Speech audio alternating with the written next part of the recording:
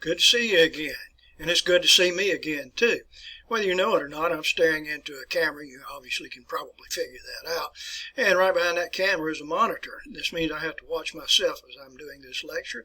I'm not real comfortable with that, but that's the way life is, so I'll just have to deal with it. All right, today we're going to be talking about the Roman Empire. We did that the last time we were together. We had a beginning in that anyway. You learned about Roman gods, learned about the Roman culture, the Etruscans. We also talked a little bit about the Greeks and the Latins here, Romulus and Remus. And we also addressed the wars. These are wars that Rome fought against Carthage. And I hope by now you recognize the name of those wars. Those were called the Punic Wars. We went through the first Punic War. You're familiar with that, Hamilcar Barca. We went into the second Punic War. And I hope you're familiar with the Lions Brute, particularly that of Hannibal Barca. You'll see him in the future. If you're thumbing through your textbook, you'll find some coins that actually show Hannibal and also had elephants on the backside. Most fascinating leader, military leader, and one of my favorites too. Alrighty, so anyway, that was the second Punic War. So let's get into today's lecture here, folks. And by the way, I'm looking in the screen here, and I can see a map of Rome. I won't today, but the next time we get together, I'll address some of the pointed places in downtown Rome. Wonderful place to visit. In fact, it is my very favorite city to visit in Europe. All right, so anyway, let's get back to our lecture today here, folks, and I'm going to flip over to my documents camera, and we're going to enter into the Third Punic War very shortly here. But about the year 150 BCE, before the Common Era, there was an individual by the name of Cato. People called him Cato the Wise here, or better known as Cato the Censor. And he was a war hawk, and he would end every one of his speeches with a saying here, Carthage must be destroyed. Carthage must be destroyed. And thus we're going to see the beginning of the Third Punic War. It's not a very long war. You can look at the dates there. The dates are 149 to 146 BCE. It was a very, very short war. And, of course, Rome came out victorious with this, and as a result of this, Rome took 55,000 Carthaginians as prisoners of war, brought them back to Rome to serve as slave laborers. Rome also was able to access from the Carthaginians here in Carthage 23,000 pounds of silver, a lot of food substances here, and return that all to the Roman Empire. And this was just a magnificent victory. The way the stories go is that Carthage now was destroyed completely, plowed under, salted, so that it would never return. It would never come back. All right, now during the Second Punic War, the Macedonians sided with the Carthaginians, and as a result of that, the Romans invaded Macedonia and Greece, where they took 150,000 Greek prisoners of war. All in all, this is going to lead to Rome taking over 1 million slaves, and I'm not talking about African slaves. They took over 1 million slaves, and what this created for Rome, it created a slave-based economy. And this is not in the best interest of Rome here. Rome never industrialized, and Rome was just comfortable with having the slave-based society. The slaves did all the work, and for farmers just watched the slaves, and it was just not a very good system. It's going to be one of the leading factors that will lead to the downfall of Rome itself here. Alrighty, so anyway, let's move on. I want to address a couple other things here.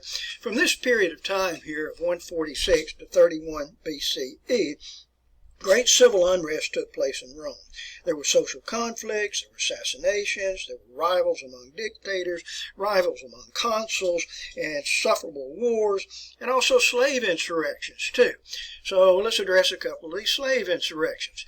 And one of these slave insurrections took place in 134 BCE, in which 70,000 slaves revolted in Sicily. Now, Sicily is a possession that had been acquired from Carthage by Rome, but 70,000 slaves revolted.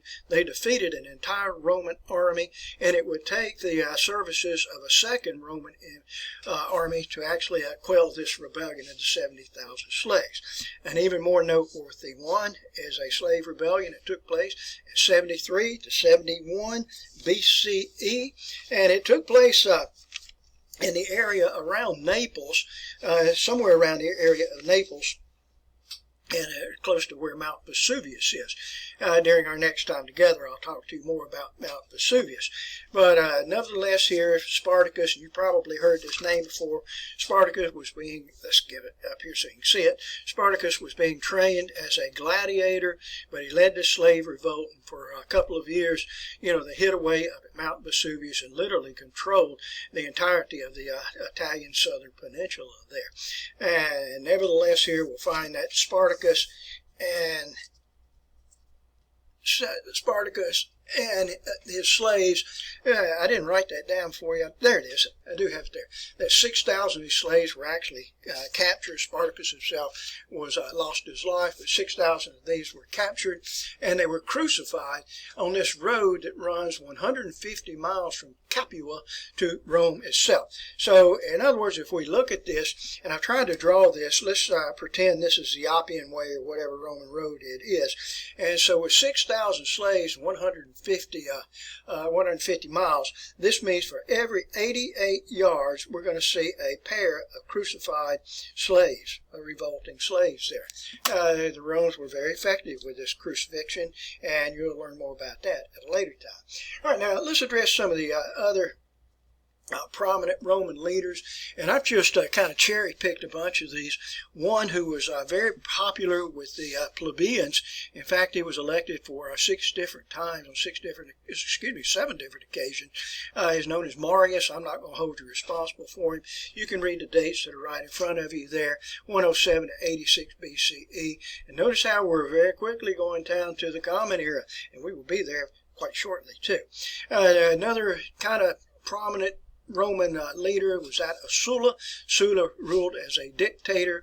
The prominent years, somewhere around the year 82 BCE. All right, more important, I do want you to know this one, an individual by the name of Pompey, and that's the way you pronounce it, not Pompeii. Next time we get together, I will talk to you about the Mount Vesuvius eruption at Pompeii. I'll show you a lot of photographs of that. But Pompey, whose life, if you will, existed from 106 to 48 BCE. Pompey distinguished himself as a military leader fighting in the areas of Palestine, toward the area of Egypt, but Palestine, where Israel is located, Syria, and so forth. But nevertheless, here Pompey was declared as sole consul, which is kind of like a dictator, but he was sole consul. And and let me just tell you this, that Pompey was a close friend with that of Julius Caesar. And in fact, Julius Caesar and Pompey were brothers-in-law with each other, and they were close with each other at first. But and Julius Caesar, by the way, distinguished himself not in the area of Syria or in Palestine, but he was in the area of Gaul. And let's see if I have it on the map behind me here. And you can see where Gaul is located right here. It's in the area of where France is located, where Belgium, and where Germany, West Germany, is present today. And that's where Julius Caesar distinguished himself. But when Pompey became sole consul, then Caesar was declared an outlaw of the Republic. So I'm going to go back to my document camera here so I can show you some words here. And Julius Caesar, and I've given you the dates here where he was most prominent from 100 to 44 BCE. But Julius Caesar, when he learned that he'd been declared an enemy of the Republic, supposedly this is where he made the statement here, alia iacta est, the die is cast. Alia iacta est, the die is cast. In other words, Pompey has determined his own fate with that. So Julius Caesar organized his army, which is no great feat in itself. You just take your army that's present with you at Gaul, and he marched it south to clash with the army of Pompey. And supposedly this is where Caesar made the statement of crossing the Rubicon. And there is a Rubicon River that is present there. Today we recognize that statement, crossing the Rubicon, is any memorable event that an individual might undertake. We cross the Rubicon, a memorable event with that. So Julius Caesar marched his army towards Pompey's army down on the Italian peninsula, and Pompey fled to the east. All right, he fled to the east with Julius Caesar in pursuit. Let's go back to the camera here, and Here, I mentioned that crossing the Rubicon, and where the two armies would engage with each other is in a battle which is called the Battle of Pharsalus, or Battle of Pharsalus. This will take place in the year 48 BCE. It's in the area where of Greece is located today anyway, and Julius Caesar's army came out victorious in that battle. Pompey, on the other hand, escaped and left the remnants of his army, went down to the Mediterranean, where the Mediterranean was located, and boarded a boat and made his escape over to Egypt.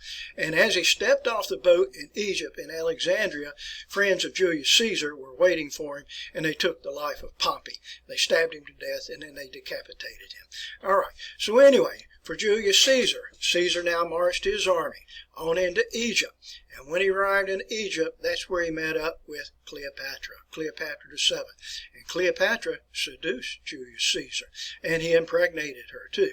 All right, following this, let's see here. Let me go back to my camera here so you can keep these notes on this.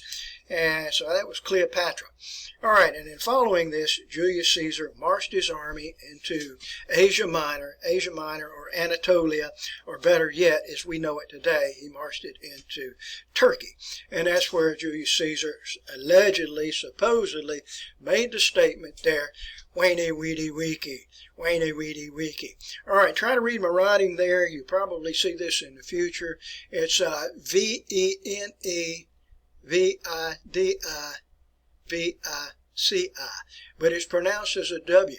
Veni Vidi Vici. I came, I saw, I conquered. I came, I saw, I conquered. All right, so shall we move on a little bit? And let's see what else I have here. All right, so Julius Caesar now returned to Rome. Julius Caesar returned to Rome itself, where he declared himself as sole consul. That was in the year 48. By the year 46, Julius Caesar declared himself as dictator, and the dictator for 10 years, and in the year 44 BCE, Julius Caesar declared himself as dictator for life. Unfortunately for Julius Caesar, there was a group which were called the Liberators, and these were a group of aristocrats, senators, some were senators, other aristocrats, and these liberators were plotting to take the life of Julius Caesar in an assassination. So I'm going to go back to my camera right here, and we'll see on the Ides of March, that's the 15th of March, in the year 44 BCE, the liberators set upon Julius Caesar. The way the story goes, supposedly, as they approached him, and Caesar had his robe on, and they actually lifted the robe and threw the robe over his head so he could not see who was supposedly taking his life. And they began to stab him here. And according to Julius Caesar, here I wrote out some dates right here, and according to William Shakespeare, and most of you probably have read the Shakespearean play, which is Julius Caesar. Two of the individuals involved in this, and two of the liberator leaders, was that of Brutus and Cassius. And supposedly, Julius Caesar said as his final words, "Et tu, Brute," and you too, Brutus, and you too, Brutus. All right, so anyway, I want to go back to myself for just a second. You know, Julius Caesar is best remembered for his military achievements, particularly against the Gauls. Some things he's credited with is bringing about, or under his time, the production of the Julian calendar. It's a more accurate calendar than that of the Egyptian calendar. The month of July represents Julius Caesar. But his major accomplishments, as I said there, was that of military. But before I forget it, I want to mention something else to you. We've all heard a Caesarean section, and supposedly when Julius Caesar was born, and he was born with a full head of hair. In fact, that Caesar itself, the word itself means like hairy head. It's like Cincinnatus, it means hairy head. And supposedly he was born with a full head of hair. And the stories go that he was delivered by Caesarean birth, a Caesarean section here. That's where the name comes from Julius Caesar. But undoubtedly, this is not a true statement. During those times here, of 100 BCE, we did not have antibiotics, and if Julius Caesar had been delivered by cesarean section, the mother would have died. And his mother, Aurelia, lived well into Julius Caesar's life, so that's probably just a story with that. All right, so anyway, like I said, Julius Caesar's best remembered for his military achievements, and particularly fighting with Gaul. I want to share a couple of things with you, and let's see, here's a popular painting here showing Julius Caesar. Julius Caesar, when he would enter into combat, and it's just like Alexander, when he would enter into combat, he would fight like a common soldier. And he was an old individual at this time, you know. He's about 45 years of age, which is quite old for being present in combat. But nonetheless here, the individual that is down here is an old rival, an old foe of Julius Caesar, who's called Vercingetorix.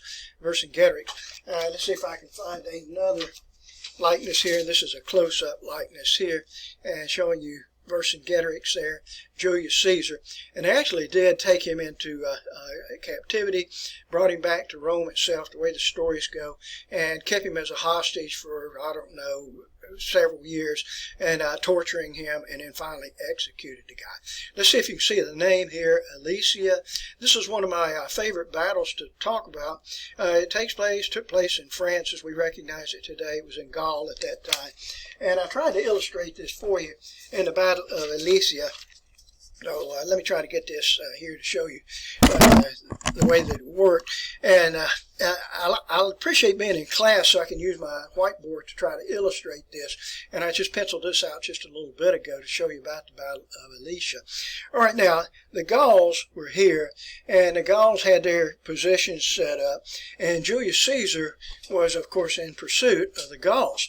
And so when Caesar arrived, Caesar established a perimeter, earthenwork perimeter or fortified position here around the Gauls itself.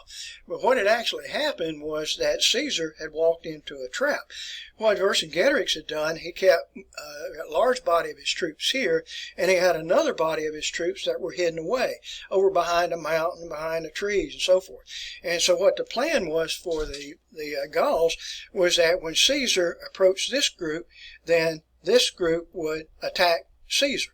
Then this group would break out and attack this direction, and Caesar's army would be defeated. But when Caesar realized what was taking place, he formed a second defensive wall. I'm trying to draw it for you right here.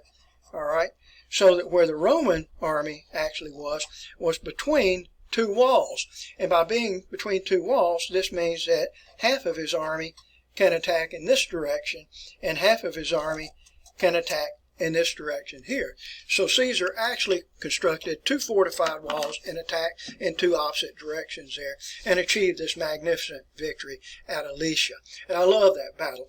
I've never been by the battlefield. I've been by the battlefield, but I've never had the opportunity to visit it myself here.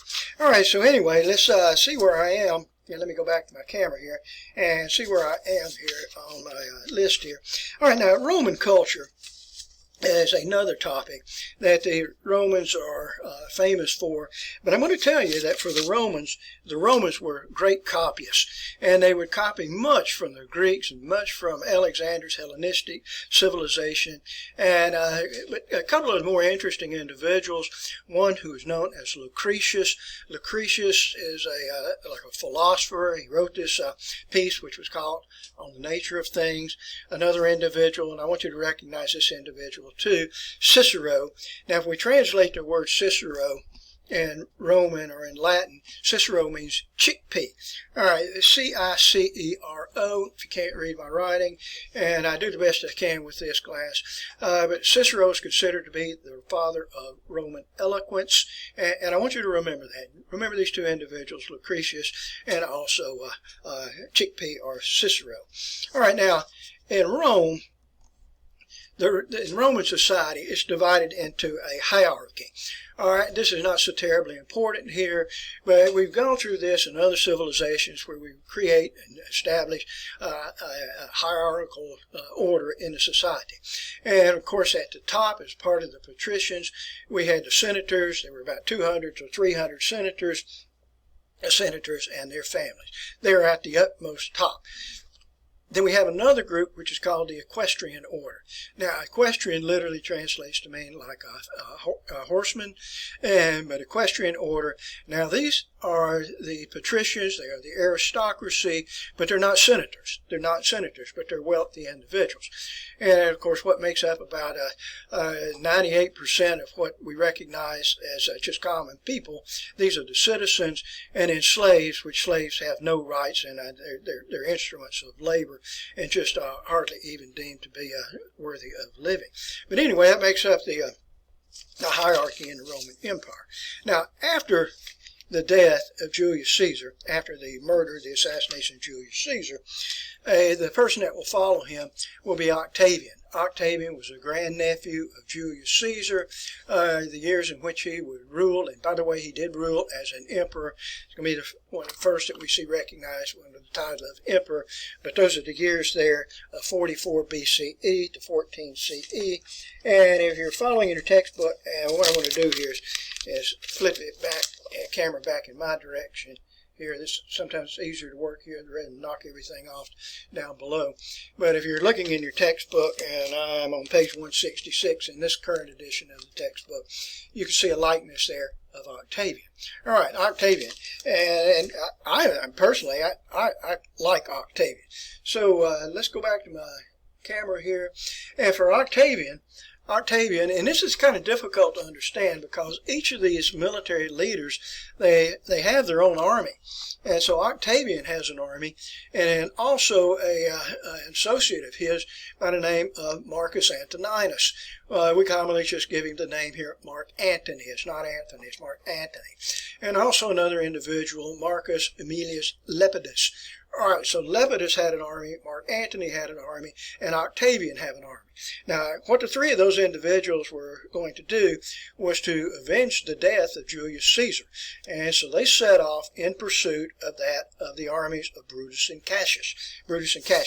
All right, and where they're going to meet up with them is in this battle, which is called Philippi, and this battle will take place in 42 BCE. It's in the area of roughly where Macedonia is present today, and going against the army here of Brutus and Cassius. I didn't write those names down again for you folks. And as it turned out, I think Brutus took his own life, and then Cassius either took his own life or was killed by a manservant with that. All right, then things begin to fall apart a little bit further. And now we're going to see the armies of Octavian, the armies of Mark Antony to go against each other here. And so previously they've been allies with each other, and now these two armies of Octavian and Antony are going to be pitted against each other. And for Mark Antony, he took his army, led his army into Egypt, and led his army into Egypt, where he met up with Cleopatra. And that Cleopatra is the same Cleopatra that was impregnated by Julius Caesar. And the way the stories go is that Mark Antony struck up a romance with Cleopatra, and I'm presuming that she probably seduced Mark Antony in the same fashion she did with Julius Caesar. And anyway, and the way the stories go is that Mark Antony was a father to three of Cleopatra's children there too. In other words, he impregnated her 3 times.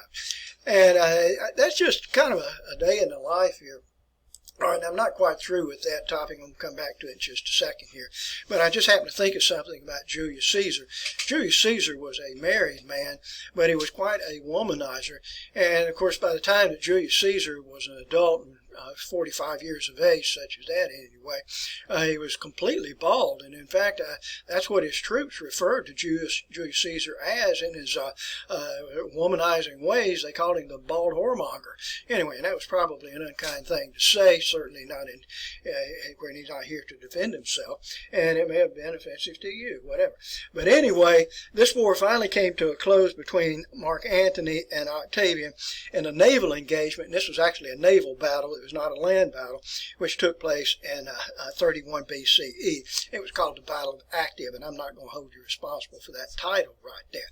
All righty, and then supposedly after that, after Antony's army was defeated, Then Mark Antony committed suicide by falling on his own sword, and supposedly Cleopatra committed suicide either by taking poison, or some people say that she was bitten by a snake, bitten by an asp.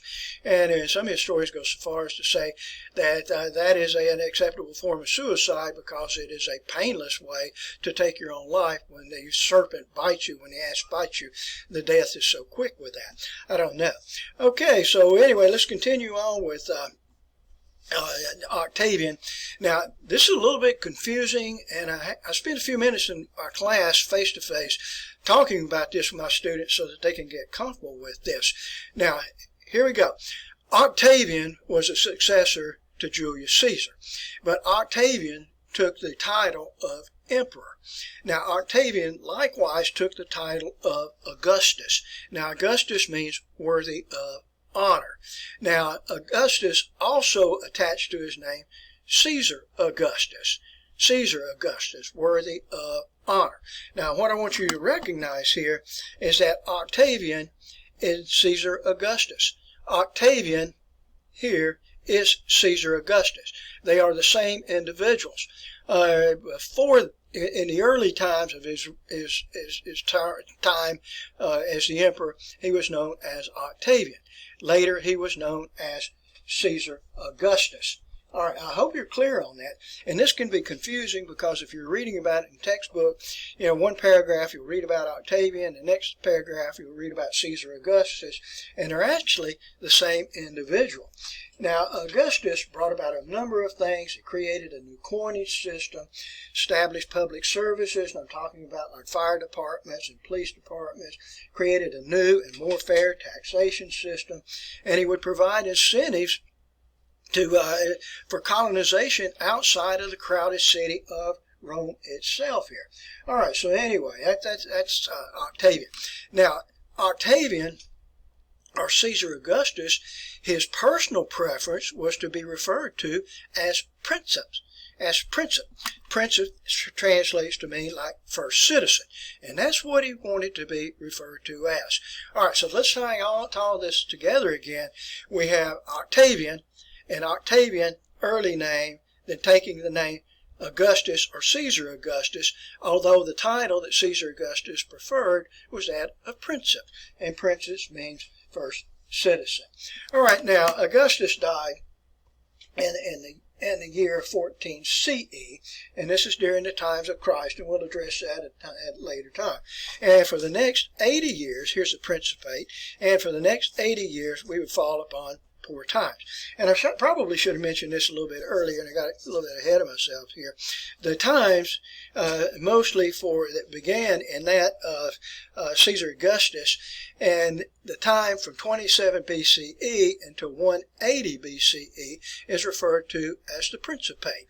All right, now here's where I want to tie this together for you folks. If you remember at an earlier time, we talked about the Republic. You remember the Public, which existed from 509 BCE to 27 BCE.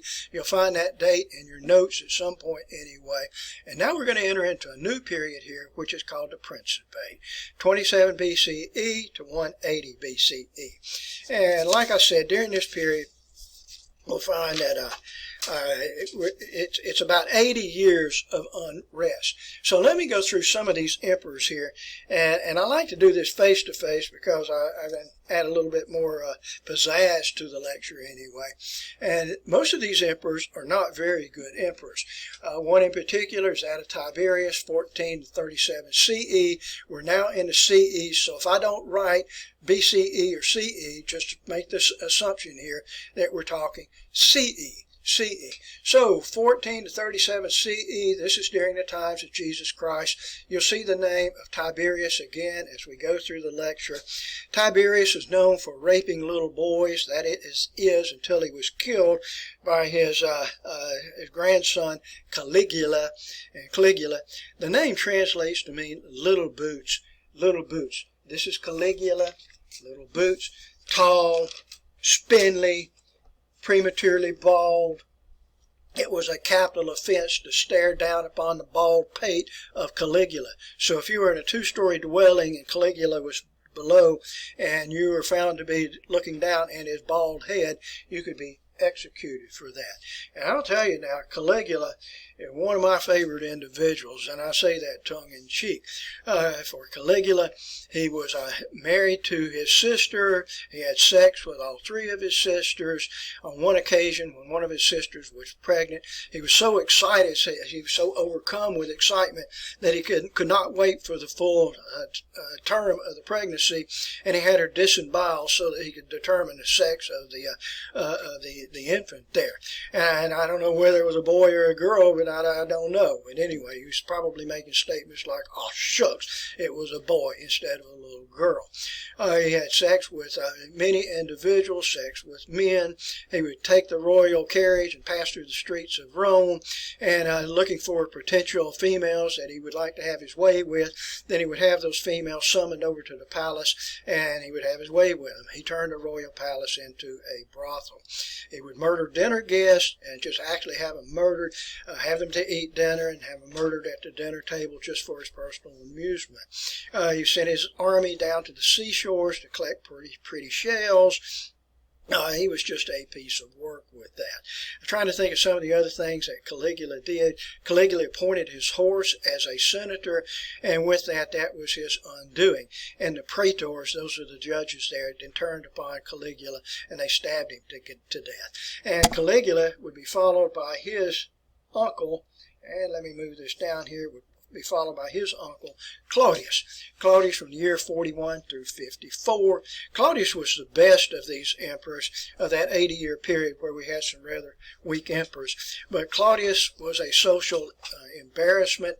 Claudius was a social embarrassment. He walked with a limp. He drooled at the mouth. He would stutter when he tried to speak, and just a social embarrassment. His family was embarrassed with him. When the praetors went over to the royal palace to tell Caligula that he was the new emperor, he was hiding behind the curtains because he thought that the praetors were going to kill him likewise. Now, for Claudius was married to this lady. I wrote her name just a little bit ago. This lady, her name is Julia Agrippina. Julia Agrippina. You might see her name as a little a bonus question, and for you to answer, Julia Agrippina. Now, Julia Agrippina had been married before, and she had a son whose name was Nero. And the thing that Julia Agrippina wanted more than anything in life was for Nero to succeed Claudius. But Claudius is in the way. So what she plotted to do, working with a caretaker, she plotted that she would take the life, with a caretaker, take the life of Claudius. And hence Nero would be the new emperor. And the way the stories go here is that Julia Agrippina and the caretaker poisoned Claudius, but the poison fed him poison food, but the poison was not effective. And the way the stories go anyways, that Julia Agrippina then took a feather and introduced the feather into the trachea, into the windpipe of Claudius, and it asphyxiated him, which allowed Nero, her son, to become the emperor. Nero, whose dates were 54 to 68 here. And I'll just tell you folks right now, Nero is crazy. Nero was crazy. And one of the first things he tried to do was plot the death of his own mother, who had been instrumental in having Nero to now be the emperor. And he tried to have her drowned, and that was unsuccessful. If you go to Naples today, you can actually go to the very bay in which this did take place, or supposedly took place, and eventually did end up taking the life of his mother, Julia Agrippina. But Nero, like I said, was a crazy individual. He had alcohol-related problems. He would get himself blind drunk, go into the streets of Rome, dressed like a common person, and just wield a dagger and just take the lives of individuals there. He castrated the slave boy, made the slave boy into a wife. Whether he actually fiddled while Rome burned, I just do not know with that. All right, so anyway, that was that. Okay, so we have those poor emperors, and then we're going to find that we have the 5 good emperors. You can read the titles right here. The 5 good emperors. Nerva happened to be one. Let me move this up here. Nerva was one from 96 to 98. I'm not going to hold you responsible for that. We will mention the names of some of these great emperors here. Trajan, I particularly like Trajan, 98 to 117, a very warlike individual. Hadrian, 117 to 138. Antoninus Pius, 138 to 161, and then Marcus Aurelius, 161 to 180. These individuals are known as the five good emperors. All right, now, moving on with this, there were several philosophers, and all of these philosophers were Stoics. And one in particular was Seneca, who was a caretaker for Nero. We had the slave, which is Epictetus. You had the emperor, Marcus Aurelius, and all of these philosophers were looking for an inner tranquility, surrendered to the benevolent order of the universe. Marcus Aurelius believed that the suffering that we experience on earth could not be outmatched by that of everlasting life. All right, so shall we move on for a few more minutes here as we start running out of time? Roman literature, and Roman literature is some of the finest that the world has ever produced. Now, writing in the Golden Age was during the times of Augustus itself, was Virgil. Virgil's the best known of the Roman writers. He wrote this piece called Eclogues, and Pastoral Verse. Another one, which is Aeneid, is one of my favorite stories, somewhat similar to the Odyssey, somewhat similar to that about Aeneas, who has survived the Trojan War with the Didos and Harpies. It's a good story. Some of the other writers, Horace, who wrote Odes. Another Roman writer here, the historian Livy, wrote about the history of Rome, largely inaccurate. We had Ovid, one of my favorite writers, who wrote Metamorphoses, the Amours. He wrote a lot about vulgarity, and very often Ovid would be banished from the city of Rome itself. All right, now as we move into the Silver Age, this is after the death of Caesar Augustus. One of the best-known writers was Juvenal. He was a satirist, and I like his works very much here, too. And they're kind of risque. Tacitus, I'm not very familiar with Tacitus, who always praised Germany, wrote this piece which was called Germania. All right, here, my friends, so that's going to get us well on our way through Rome. We have one more lecture with Rome. It probably will take about half the lecture, although when we get through this, like I said before, it'll seem like the collapse of the Roman Empire just lasts for just hundreds and hundreds of more years here. All right, but we're going to see some big changes take place in the Roman Empire as we move right along. All right, the next time we get together, exciting lecture here, folks. I want to talk to you about Roman architecture. I love Roman architecture. And then I'm going to save a special lecture for you here, which will deal with the gladiators, everything you ever wanted to know about gladiators. It's one of my most enjoyable lectures. All right, thank you very much for your attention. Stay with your readings here. Stay with your quiz that's coming up very shortly here, and also your videos too. All right, thank you very much.